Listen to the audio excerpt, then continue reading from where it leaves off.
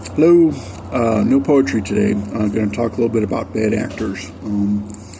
If you listened to the poem this far, you probably know the whole story about, the late Robert Hansen identifying as like people like Fred Dalton Thompson. That's where the whole halfling character, the burgling Baggins and all that crap. That's where the halfling character came from, because it was basically satire, because, concurrently while identifying as Fred Dalton Thompson, Hansen would, skirt legal due process and further all kinds of allegations about people like Fred Dalton Thompson being a thief, ripping off taxpayers and constituents and stuff like that. I mean, that's all part of the whole deal with like playing both sides against the middle. But, if you look at it from that perspective, basically, you've got a known traitor and spy who was convicted of it and who's actually deceased, identifying as prominent people, Republicans and stuff. Richard Nixon for certain, but like I said, he got a lot of I don't know, the best word I guess is like mileage or airplay out of identifying as Fred Dalton Thompson. Yeah, you know what I'm saying? Because A, he's a U.S. Senator, B, he's also an actor, so he's a member of the Screen Actors Guild. So, you got a lot of bad stuff going on there. And then enter Donald Trump with his reality TV show. That one should be a no-brainer. Like I said, they really need to disqualify him from the ticket because convicted felons can't hold a security clearance or hold the Oval Office. He can't be president and be a convicted felon. But like I said, that right now, that's pretty much the ultimate bad actor. And the thing with the Trumpers and the right-wing seditionists and stuff, and some of the lefties too, is basically, by identifying as bad actors, all they're doing is creating decoys to make the situation more difficult, to bust, more serious threats. And I'm not saying that they're not a threat, because they proved that on January 6th of 2021 when they tried to overthrow the government. You know what I'm saying? But it's an ego thing with them, It's all about, it's kind of like how the right extreme plays against the left extreme from the Marxist insurgency paradigm. Basically they build on each other's, I don't want to use the word successes, but from their perspective, it's successes, and they're all about taking the government down, and like I said, Trump's antics recently, he's not even president. He hasn't been inaugurated, and there he is carrying on like, it's his office, And, like I said, that's pretty much, that's a seditionist platform, and it's anti-federal. Goes against everything that, America's about. That's not how we do things. Like I said, though, heads up on bad actors and bad actor decoys, because pretty much every one of your right-wing Trumpers who is... basically, if you're anti-federal law and anti-constitution, you're a seditionist, and, the framework for how elections proceed is laid down, within the Constitution and within United States federal law.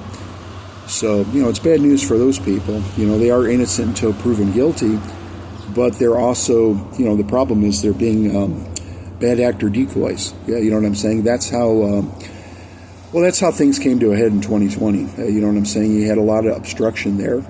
And, Trump supported all that back when he was a Democrat, too. He was big on supporting the left-wing extremists.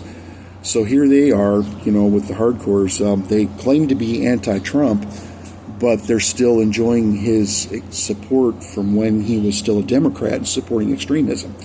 Basically to, further his own personal agendas. It's like I said, it's... They haven't really solved this. It's like I said, with the election tampering and stuff like that, and all the allegations that he always levied or fielded, that's based on him knowing what he did when he was a Democrat and he tried to re-elections. You know what I'm saying? Most of which, it's like I said, you see that on both sides of the fence. There's always some idiot who tries to, tamper with an election, and usually they catch him. I mean, the numbers don't lie. It's like I said with this one, barring, when you have a sufficient margin, it's like I said, when they tabulate elections and stuff like that, you know, the forensic accounting people look for discrepancies in numbers. You know, so that's what I'm saying about that. But like I said, they should just probably disqualify Trump. The winning ticket, yeah, you know what I'm saying? You know, they ought to make disqualify Trump and make J.D. Vance the president-elect. You know, go with the winning ticket, because like I said, the numbers there. You know, even if you have, you know, allowing for election tampering on both sides, you know, that margin's pretty sufficient. You know what I'm saying? But like I said, though, heads up on the bad actors. I know a bunch of them. And, you know, they generally don't realize what they're doing. You know, I know the FBI and the CIA used to do research into this, most of which was shut down by Richard Nixon, you know, when it comes to, you know, mind control and how the enemy does it and stuff like that, you know, or unfriendlies. You know, back then it was the enemy, though. But, you know, so a lot of these people who are bad actor and bad actor decoys, you know, who knows what's going on in their head, you know what I'm saying?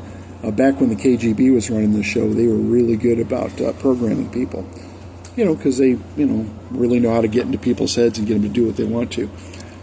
But, you know, like I said, heads up on bad actors. Most of them don't even realize they're doing it. Yeah, you know what I'm saying? And I do know a lot of them. A lot of them work for the government out here, too. So heads up on that. Comes down to sticking with your oath if you're under a federal oath. Or state oaths, because I know there's a lot of state employees who, you know, they basically keep not only the state oath in Kentucky, but they keep the federal oath too, you know, or at least the Constitution, you know.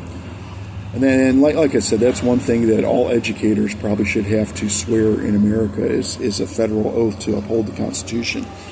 You know, because when you start talking about setting people wrong, a lot of that occurs in education. You know, because you'll get generally criminals and stuff like that, like people like. You know, in lower education, it's all about you know, sex offenders who prey on minors.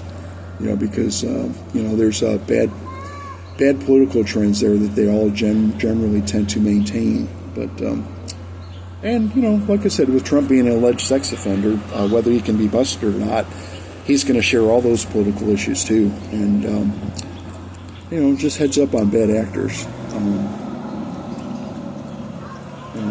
That's where the copyright infringement comes into play too, with like my poetry and artwork, because you know, it came down to you know, Robert Philip Hansen identifying as Fred Dalton Thompson.